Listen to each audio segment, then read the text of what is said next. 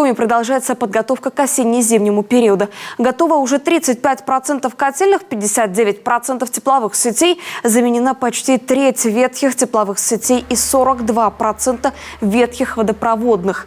Особое внимание подготовке жилищно-коммунального комплекса в Сыктывкаре, Сосногорске и в Уктыле.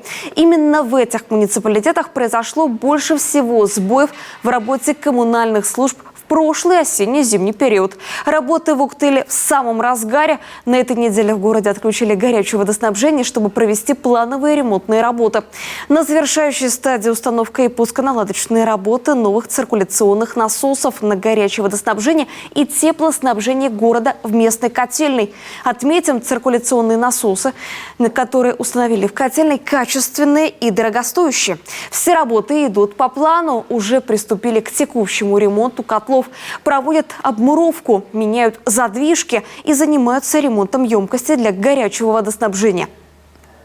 Также проводим работы по устройству фундамента. Это мы закручиваем сваи винтовые.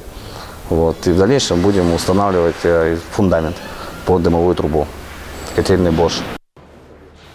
На новый котел Bosch уже установлена горелка, к нему подведено газоснабжение. Что касается замены изношенных тепловых сетей и сетей горячего водоснабжения, то сейчас в Уктыле работают специалисты из Сыктывкара.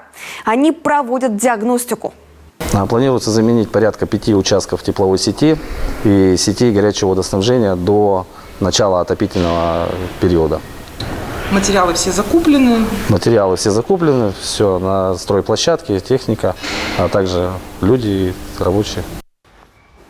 По словам начальника участка теплоснабжения, работы предстоит еще много. Главное – подойти ко всему с умом. Тогда и новый отопительный сезон не преподнесет неприятных сюрпризов. Напомним, все муниципалитеты должны получить паспорта готовности к отопительному сезону в срок до 15 ноября.